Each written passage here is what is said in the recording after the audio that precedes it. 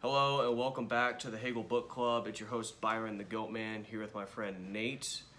And look who's with us today. Oh no. Evil Hegel. Evil Hegel. You know, evil comes in peach color. That's the new style. Someone tell Satan. Now, I do like this cover, this design. yeah, this is, I like it. It's distinct. It's memorable. I've seen memes using this image. There's a meme out there where someone has this book, and they're like showing it at a party, and then there's like a crowd of women that are just like totally disgusted and repulsed, like, oh, you know, like, what is that? And there's another meme on the internet where it says, my hands look like this, so that her hands look like this, card declined, when she tries to buy food or whatever. And I haven't gone deep enough on the internet. Fair enough. No. I mean, there's a wealth of Hegel memes for those who are interested. But I think Hegel is an author where we spend more time talking about the memes and the secondary literature and other people's interpretations than actually quoting the text himself. You know, when I watch YouTube, when I listen to someone on YouTube talk about Hegel, I'm actually very suspicious because it's very rare for them to actually quote Hegel, like in a verbatim way. If someone's talking about Schopenhauer or Nietzsche, they can actually just quote the author and then be like, oh, of course he's saying that. But when it's Hegel, you just have to like take it on faith if you don't read the book yourself. So that's even us, you know, we're not gonna read much of this book verbatim to you. So I'm not. On that note, I think I would like to share a couple quotes. Oh, go ahead. Go ahead. Verbatim. Yes. I mean, there's different translations, I guess. We need to be different. So, which section is this from? this is from Self-Consciousness. The first part of that section. In the truth of self-certainty. Yep. And I guess about midway through, a little over midway through. Okay. That section. And self-consciousness is thus only assured of itself through sublating this other, which is presented to self-consciousness as an independent life. Self-consciousness is desire.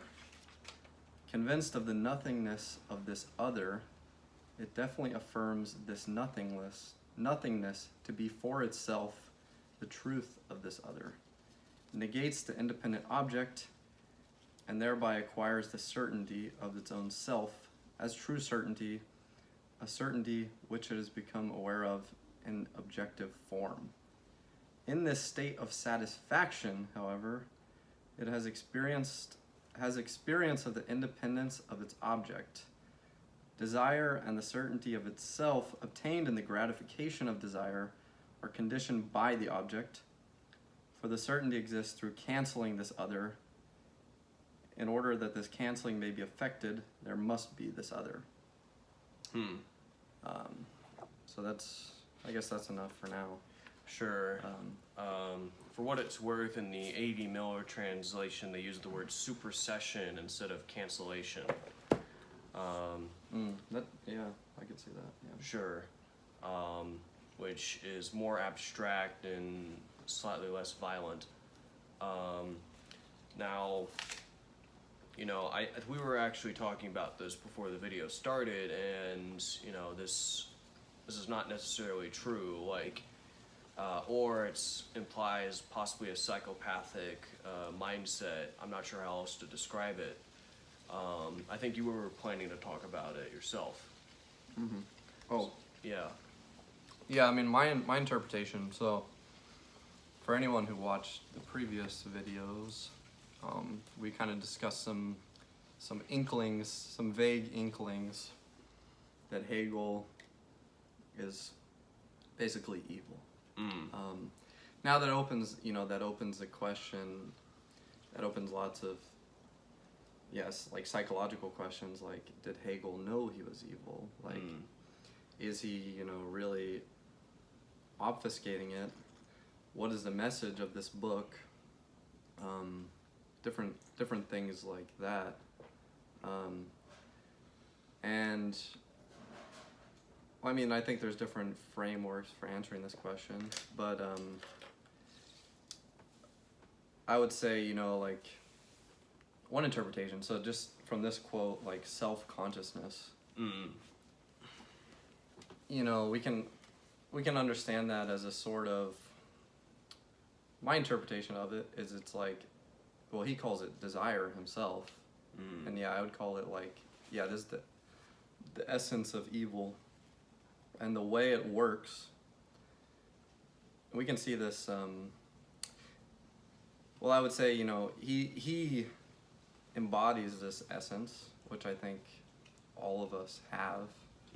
One framework for thinking about is, there's different, like the Jungian framework, there's different archetypes, and these are like different figures that are represented in mythology. That's one way we can see evidence of them.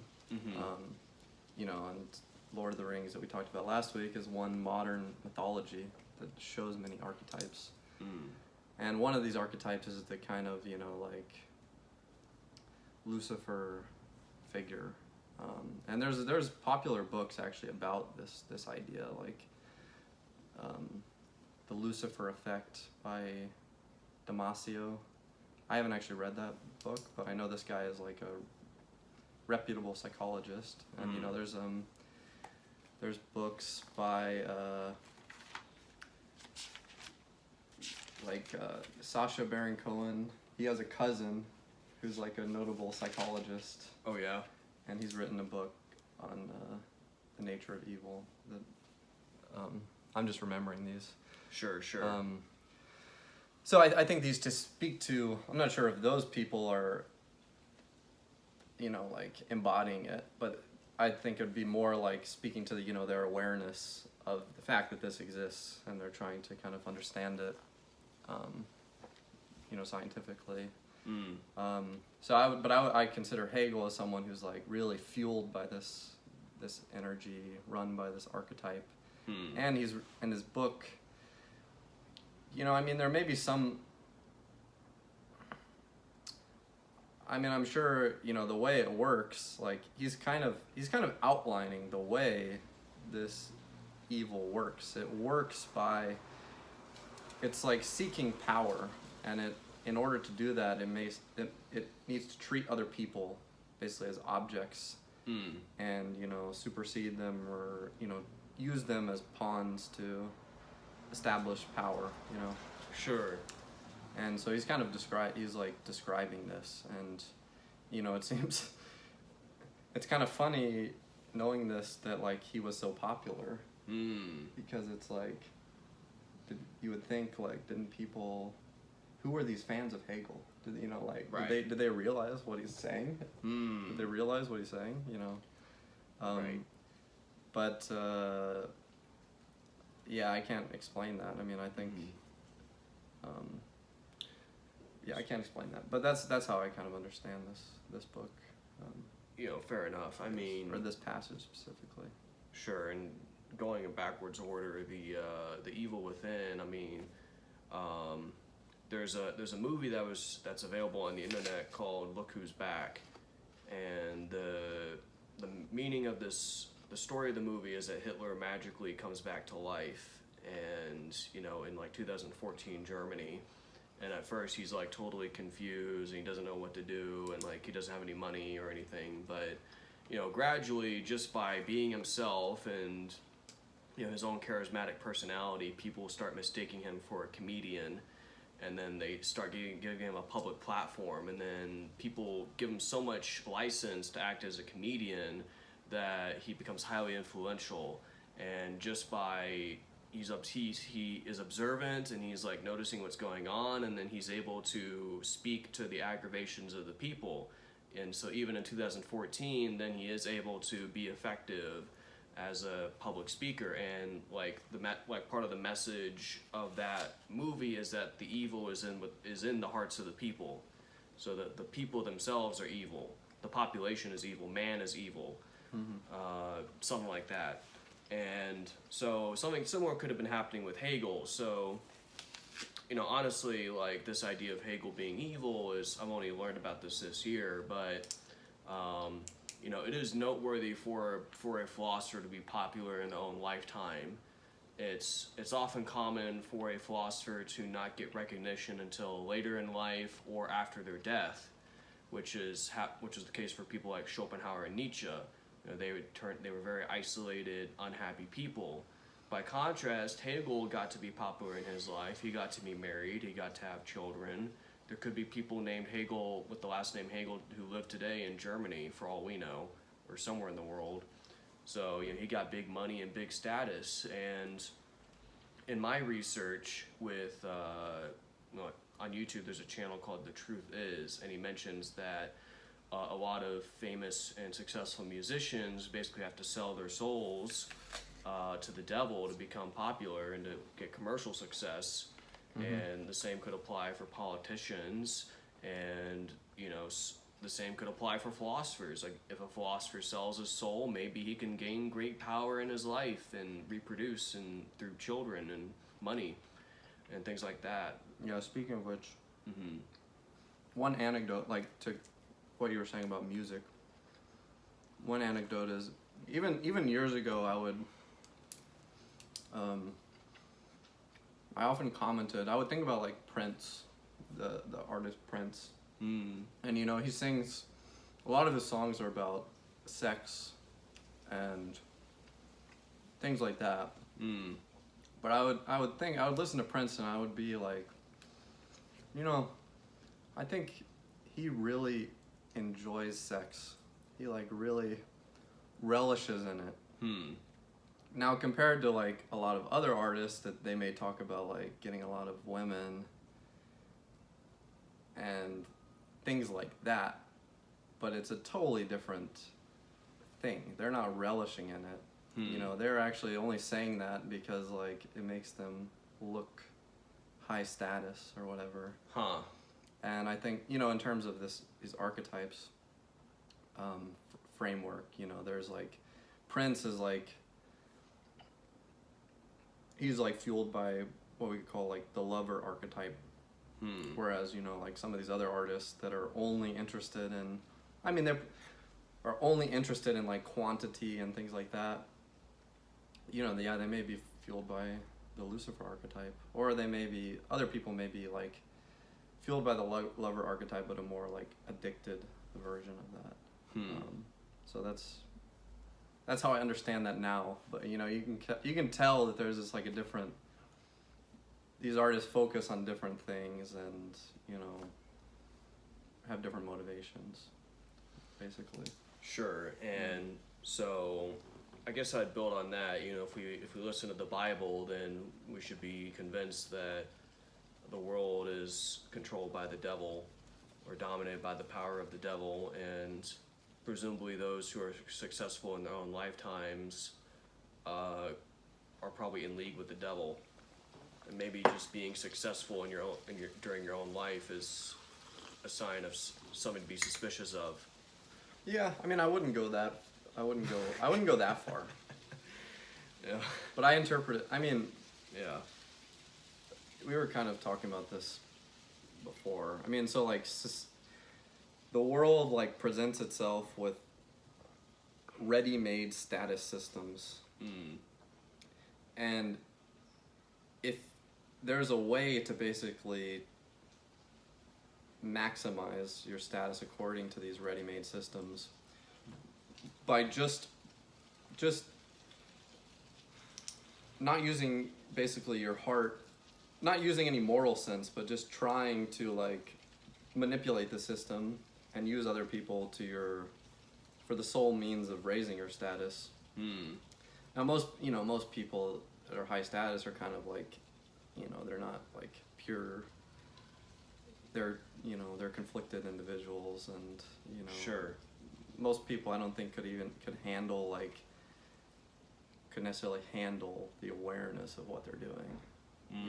So I think there's a need for some kind of psychological fragmentation to keep your motivations hidden from yourself. But anyways, yeah, if you can just like use people as objects and maximize that, and in which case he would be, that is like ruled by the devil. But I mean, you can also like, some people create, are very creative, and it comes from some inspiration. I'll just give one random example. Like, I think one of the, I mean, in any field, music, film, YouTube, writing, philosophy, I think there are successful people who are fueled by God that are alive today. I mean, I think they tend to be, well, I don't know. Might be more niche, smaller. More niche. I think they exist. One random example, I think like Dave Chappelle is just like one of the most brilliant people alive today, and he's like, and I think he's a totally good person, and he keeps his independence. Yeah, I think that's a major marker if you can maintain your independence. Yeah, and he had to turn down, but his story is like, I mean, he's rich now, but he had to turn down a ton of money to keep his independence. Wow. Because they were trying to screw him on the deal, basically, Right. And control what type of jokes you can make. Well, now to be fair, I want to divert back, because, to something else. So, I think there's a major contrast between Hegel and Kant. Kant also got to be popular in his own life, but I think it was different from Hegel's popularity.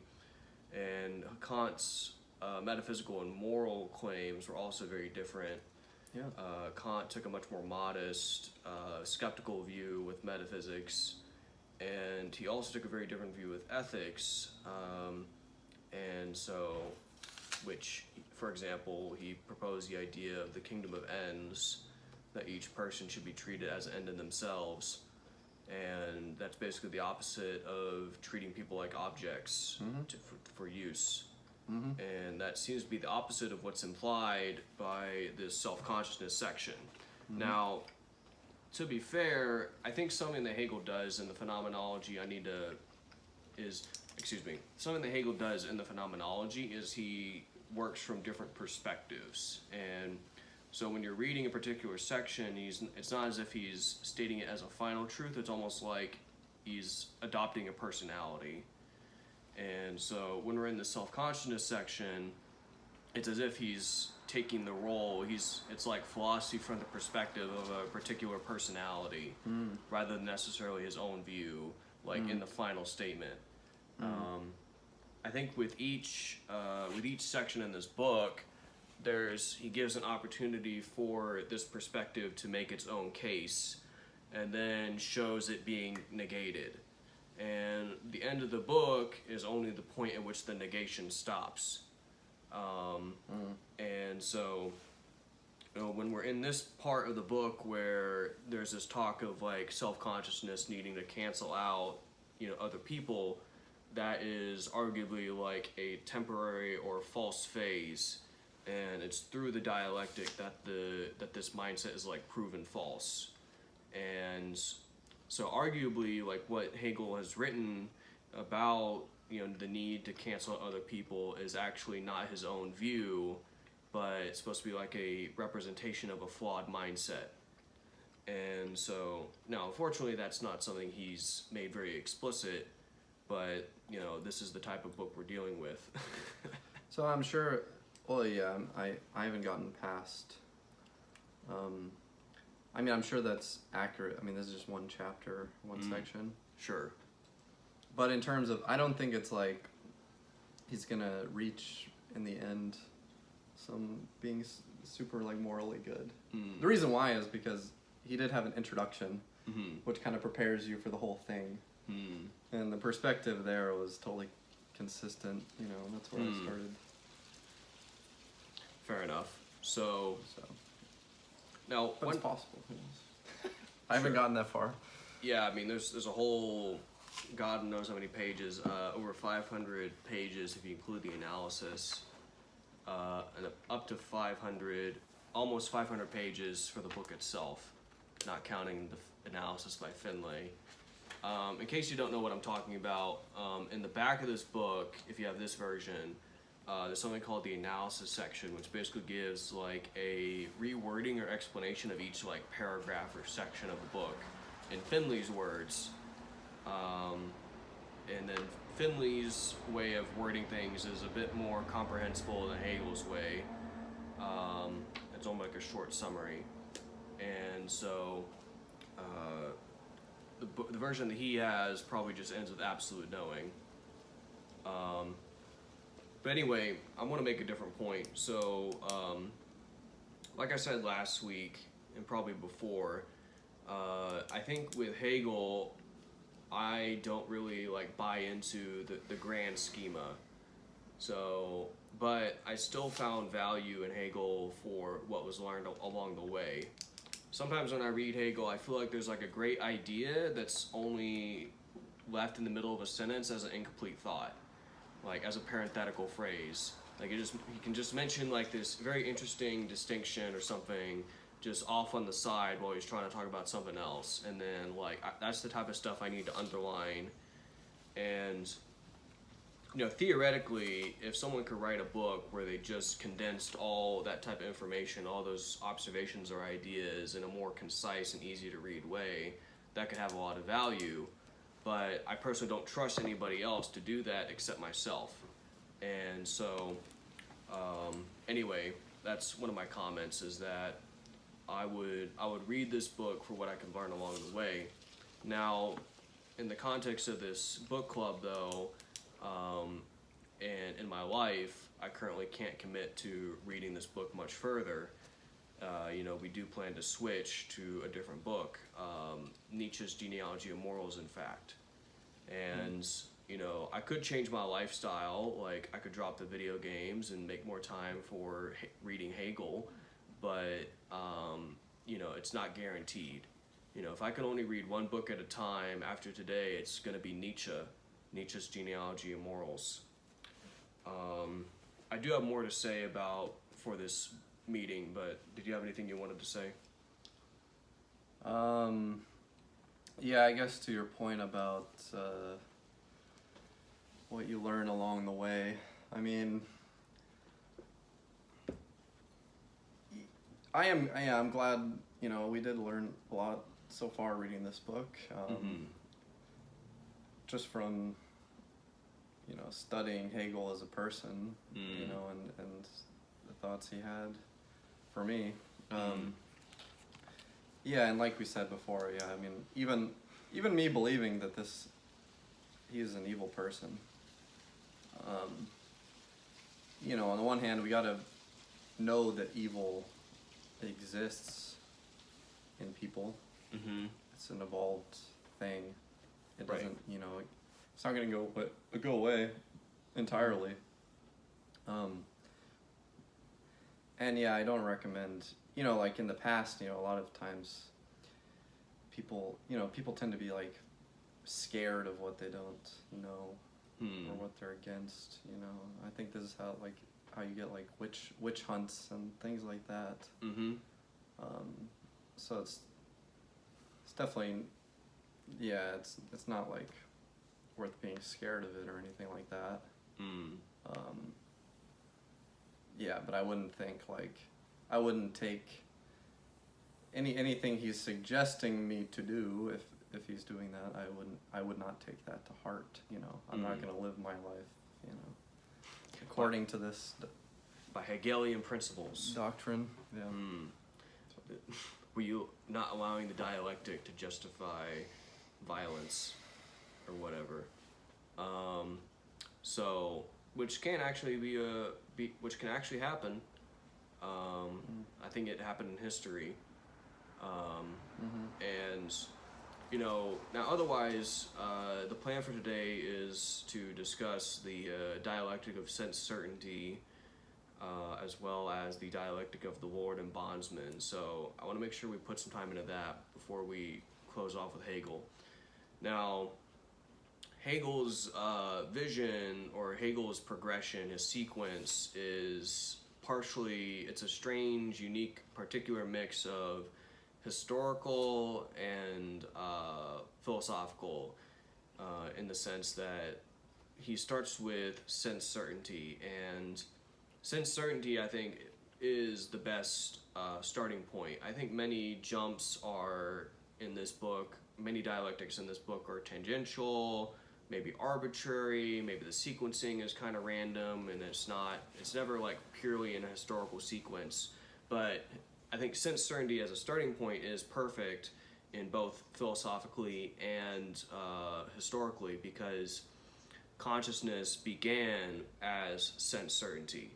So consciousness began with raw experience, whether we're talking about human life or life in general.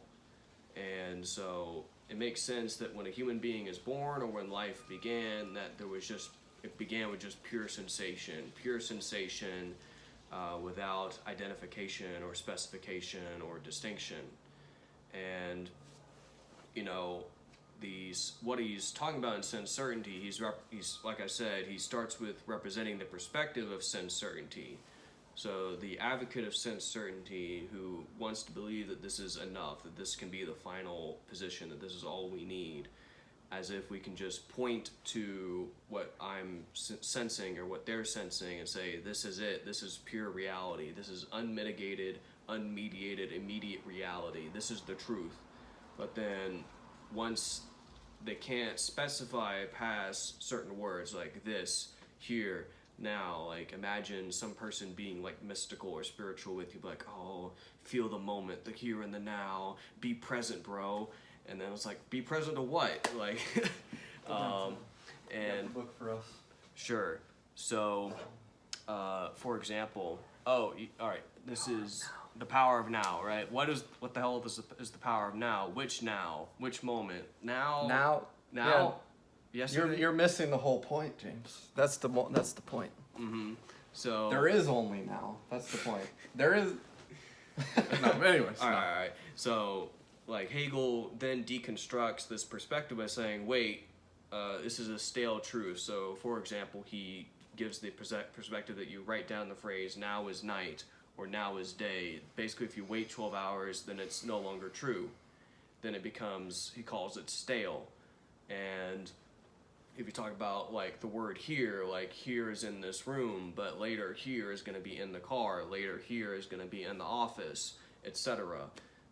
Later here could be in Japan, who knows? But, like, anyway, like, all these, like, pointing words, these are pointing words, and they can point to real things and real moments and real places, but this is not the final state of truth. These are only indicators. These only point. And, Hegel's not satisfied with this. He wants systematic knowledge. He wants philosophy to be like a science. And so he says, just using pointing language is not enough. We need systematic knowledge. And that is how sense certainty is negated and then overcome. And, very briefly, he then goes into object analysis through perception, and then the analysis of causal forces through force and the understanding. And then through the dialectic of forcing understanding, the mind somehow realizes that it itself is the observer. So somehow through the observation of causal forces, the human being presumably realizes that they themselves are a conscious being, and this is the beginning of self-consciousness according to the phenomenology, or that's how the sequence goes in the phenomenology. So what's okay, I mean, what's the point of this, I guess? So, like, is this a description of human development? Is it a description of history? And then what's the kind of, like, is he suggesting that this is a good thing or a bad thing, I think he would probably treat it as a necessity, like a historical necessity, like something that arguably has already started. Now, to be fair, the way this whole book is worded is very confusing, because, like, this is the way it's written. It could be something that can happen right now. Like, I could have been born, in the past, and then I would have gone through the dialectic of sense certainty myself, when you're born as a baby, you start in sense certainty, and then you level up to perception, then you level up to forces, and then at some point you have self-consciousness. And so the way this part is sequenced matches our own development to some extent. Yeah, so this idea of necessity, I think that's very interesting. You know, and we referenced this a little bit in a previous video. We were kind of saying, you know, he's suggesting that, you know, science has like a will of its own. You know, when you say, and this totally reflects, you know, Marx's view of history too, I'd say, where it's like, these things must happen. That's totally opposite, you know, of asking the question, what should happen. So it's the opposite of assuming that people have agency to say what should happen. The irony, of course, is Hegel is expressing his agency through the creation of this book, a very specific book, you know, as Marx. And I took a sneak peek to the end of the book a few minutes ago. Yeah. I didn't read too much, but he's basically saying the conclusion is complete self-negation. That's the conclusion he's describing. Like of the individual? Basically, I guess. That's what it sounds like. Which, I mean, it goes hand in hand with what we're saying. Because the thing is, you know, like, basically, I would if his negation, his logic that this is not good enough. It's just one big assumption, from my perspective, because he's basically just assuming this must happen. He's not really, you know, I mean, I don't know.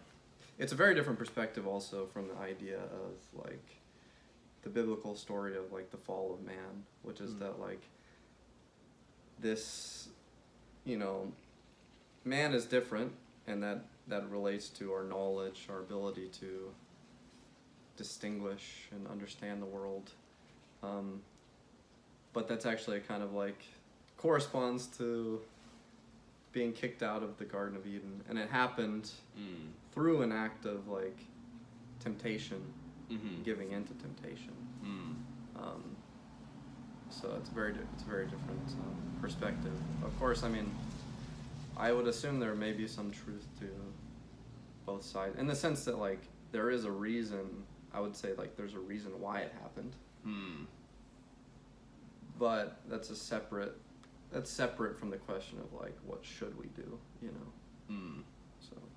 Sure. So, you know, even when I was reading this book recently, like, I had to identify assumptions, like from the quote that Nate read out, you know, there's, like, the assumption that one self-consciousness needs to negate or sublate or dominate another to get recognition. Like, that's assumed, like, it just totally skips the idea that there could be, like, cooperative recognition from the start. Now I want to be a little more charitable right now, and so, like, I want to imagine that maybe this is, like, his idea of what cavemen were like. And, like, I think this is also supposed to be, like, a semi-historical book. And so, like, I think he's imagining, like, life, maybe even, like, pre-human life.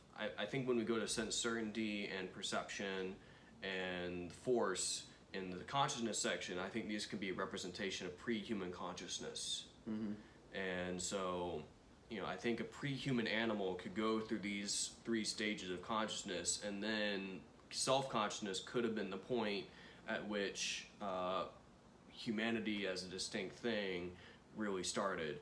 And, you know, we could even trace this to perhaps the Bible, where maybe Cain and Abel, one murdered the other, you know, due to the desire for recognition or something. We might interpret it that way.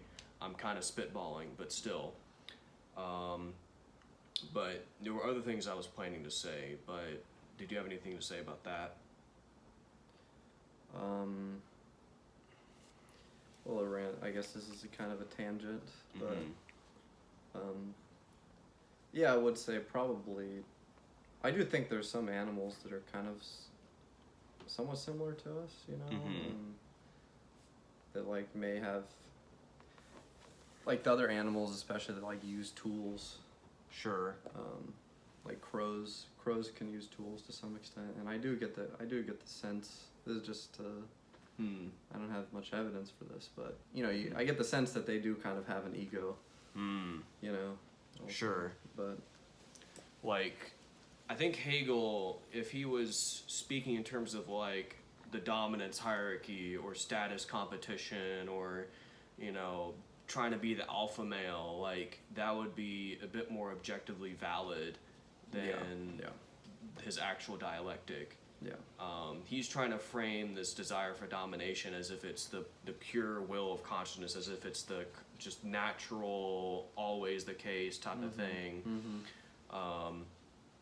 And I think that part of why he sets this up, like he's almost like either making or forcing in this assumption so that he can set up the Lord and bondsman dialectic. And he wants to set up the Lord and bondsman dialectic so he can set up future dialectics, skepticism, stoicism, and the unhappy consciousness. And so stoicism and skepticism are supposed to be responses to the status of slavery. And all right, let me backtrack a little bit. So basically, from this state of self-conscious of needing to dominate others to get recognition, I'll explain the dialectic here. The one person dominates the other. So one becomes the Lord and the other becomes the slave. One becomes the master, one becomes the slave. And so the master becomes stagnant. The master becomes complacent, and he stops developing in terms of his consciousness because he's getting some recognition from his slave, and he's also getting work done for him by the slave. And then it's the slave that develops as a person. The slave develops in their consciousness from having to work on the object through the power of negativity. And you know, at the end of this dialectic, then the slave, due to their status as a slave and due to their transcendence through slavery, then they upgrade to stoicism or to skepticism, and then they go to one or the other. And then after both of those, they do something called the unhappy consciousness. And the unhappy consciousness is supposed to be a representation of medieval Christianity. And so this is another semi-historical aspect. So the self-conscious stage that we just quoted from is supposed to be basically from like the Roman era or pre-Roman era, like ancient civilization era, where there was this primitive desire to destroy your enemy and then to enslave your defeated enemy and to just use them for labor until they died. And then, you know, in the Roman era or the Greek era, then we got Stoicism and skepticism, which supposedly came from living in a slave society, and then Christianity then evolved out of a slave society as a post-slavery mindset. And the dynamic of the unhappy consciousness is that the human being considers themselves like wholly insignificant, that they are not essential being, that they think essential being is outside them, essential being is in God, a distant beyond. And Hegel says is that the dialectic is for the human to realize that their act of showing gratitude to God is proportional to God blessing them, because God is so big that God's blessings to them are proportionally equivalent to us giving thanks to God. And honestly, I haven't read the dialectic in a while of the unhappy consciousness, but somehow from the status of the medieval Christian of like this in this alienated state from, you know, pure being or whatever, somehow that upgrades up to rationality, and then this dialectics of rationality start, which we did the dialectics of spirit, well, etc. yeah, just to zoom in on that. Because again, there's so much going on here. Yeah. We can't just gloss over. We can't. Yeah. What's your question? So my question is, is that the dialectic of unhappy consciousness, where it's like what you get from God is equivalent to the gratitude you give to God? Is he suggesting? I mean, to me, that sounds like not such a bad thing. Yeah, like I'm saying, like the phenomenon is not all bad, right? That's my point. That's one of my Oh, points. yeah. There are some actually good points in here. Or, I mean, but is he suggesting that I mean, what's his take on that dialectic, I guess? So it's like, it's not supposed to be our final destination, or like we're not supposed, like we can pass through that feeling, like we can have a stage of feeling that way, of feeling this alienation, but Why is that alienation? Or, it's he's saying because it's outside of you. yeah. You have to ask for it too. Yeah, it's like, oh, I can't have essential being, I am not an essential being, I'm an insignificant being, only God has real being, something like that. I'm kind of paraphrasing. Like, yeah. I would say it sounds like he's I mean, I don't deny that is an experience, but it sounds like him projecting, because other people, it's like that's precisely what makes them feel essential as a being. Sure. So, Well, I'll read at least one quote from the section. The fact that the unchangeable consciousness renounces and surrenders its embodied form, while on the other hand, the particular individual consciousness gives thanks for the gift, i.e., denies itself the satisfaction of being conscious of its independence, and assigns the essence of its action not to itself but to the beyond, through these two moments of reciprocal self-surrender of both parts, consciousness does, of course, gain a sense of its unity with the unchangeable. But this unity is at the same time affected with division, is again broken within itself, and from it there emerges once more the antithesis of the universal and the individual. For though consciousness renounces the show of satisfying its feeling of self, it obtains the actual satisfaction of it, for it has been desire, work, and enjoyment. As consciousness, it has willed, acted, and enjoyed. Similarly, even its giving of thanks, in which it acknowledges the other extreme as the essential being and counts itself nothing, is its own act which counterbalances the action of the other extreme and meets the self-sacrificing beneficence with a like action. I think it's, now to be fair, this is kind of it feels much more like a John Lennon quote. Like imagine there's no heaven, above us only sky type of feeling from this. And it's almost as if like, I'm not sure, he's not saying it explicitly, but it feels like he's saying that the God is in us already, or that what we're doing is comparable to what God is doing. I'm not sure. This is an isolated quote. But anyway, did you have anything to add to that? No, I mean, I think it seems kind of accurate, I guess, yeah. Sure. Like, yeah, I mean, serving God is serving. And totally serving God. Although, like, I mean, I would suggest it's the better path than serving Satan. Just in the sense that, I mean, it can have a lot of suffering, but like, ultimately, I think it can lead to more peace and positive emotions at the very least. If I was to like, if I'm trying to market it, it's like, but of course, I mean, look at Jesus. I mean, he totally served God, and he had to sacrifice himself. Right. So that could be what God calls you to do. I mean, this is going on a tangent, but Sure. I don't remember what. But yeah, it is serving. So I mean, I can see the desire, to want to be for yourself. Express your own free will, even if it's worse in some sense. It has the appeal just from the fact that it's your free will. Yes. Yeah.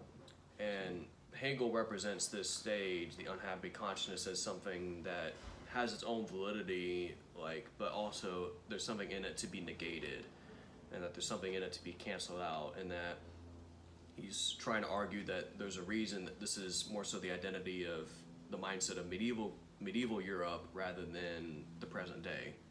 So I guess he's trying to argue that the reason, part of why that we no longer think like medieval Europeans is because we collectively went through a dialectic, and it may no longer make sense to think the way they did. That's kind of an implied premise of the book, is that as we go from left to right, as we go from the start to the beginning, there's supposed to be a historical correlation with these stages of consciousness. But I feel like I had more to say, but I wanted to read at least one more quote, if you don't mind. Yeah, go for it. This is from right before the Lordship and Bondage. What? Master and slave. All right. Anyway, so this is from section 176. Get your head out of the gutter. Whatever, page 110. Actually, it does say that. Yeah, it's what we called Lordship and Bondage. Oh, okay. Or it's called Lord and Bondsman, whatever. Okay. Whatever. So anyway, Okay. the quote is, "The notion of self-consciousness is only completed in these three moments. A, the pure undifferentiated I is its first immediate object. B, but this immediacy is itself an absolute mediation. It is only as a supersession of the independent object. In other words, it is desire. The satisfaction of desire is, it is true, the reflection of self-consciousness into itself, or the certainty that has become truth. C, but the truth of this certainty is really a double reflection, the duplication of self-consciousness." So, my observation is that he treats consciousness or self-consciousness as like pure negativity, so almost as like something that's like empty in itself. Oh, sorry. And we're gonna do a little hiatus because a package just arrived Oh, no, that's fine. at the facility. But anyway, I think it's interesting that he treats consciousness as like this empty thing, like I'd say maybe like an empty vessel, and I don't know, that kind of fits how I think of it to some extent, like an empty structure, inherently empty structure. But if you ever learn transcendental meditation, they say that if you use the technique, that your consciousness is settling to deeper levels, and then the feeling of bliss is almost like a feeling of like emptiness, of not thinking anything in particular, and not like forcing yourself to not think, but just relaxing enough to where you stop thinking. That's the power of now. Okay. I think that's a similar idea. Yeah. Fair enough. I don't know if Hegel ever, apart from sense certainty, I don't know if he ever gets into something like that. I never finished the book, and I can say like it'd be nice to finish this book one day, but like I said, I think I have to change my lifestyle to really have enough time for it. So I have to put an end to the video games and stuff like that, and then excess YouTube. Anyway, I want to give you another opportunity to kind of share any thoughts you had. Well, looking forward to Genealogy of Morals. Yes. Actually, now that I only just realized during this video that it's actually probably a very good follow-up to this book. Really? Because I've only read part of the Genealogy of Morals before, but I mean, remembering what I read, like, Nietzsche talks about like the history of this kind of dialectic, maybe a similar dialectic to what he's describing, but Nietzsche's trying to, seems like Nietzsche's trying to get like at some way to escape it, to move past it, or like, it doesn't have to keep going like this, or I don't know, but he's describing it, and he's not taking like one side of it, I guess, that like Hegel is. I was actually going to I thought you were going to go in a different direction. I mean, you just gave me like a little epiphany, but the commonality between the phenomenology of spirit and the genealogy of morals, at least for the earlier sections prior to the reason section of this book, is I think there's this attempt, this project to imagine what it was like to live in the past. So a lot of people don't like to learn history, and I think part of it is that they don't really imagine, they don't really feel like what it was like to live in the past. And living in the past, you could have a significantly different mindset, different experience of reality in ways that we often don't appreciate. And I think that both Nietzsche and Hegel invested effort into really imagining what it was like to live in the past. So I feel like Hegel in the first section, and you go to sense certainty, it's, to me, I think of it as the perspective of a worm. Like if you start with the simplest life form possible that could embody sense certainty, and then you get to a higher level animal like a dog, and then a dog could go through the dialectic of perception and maybe the dialectic of force, but it doesn't reach the same level of self-consciousness. And then maybe like an orangutan or a gorilla gets up to self-consciousness, and then the human maybe then gets to reason, and then beyond, and spirit and religion.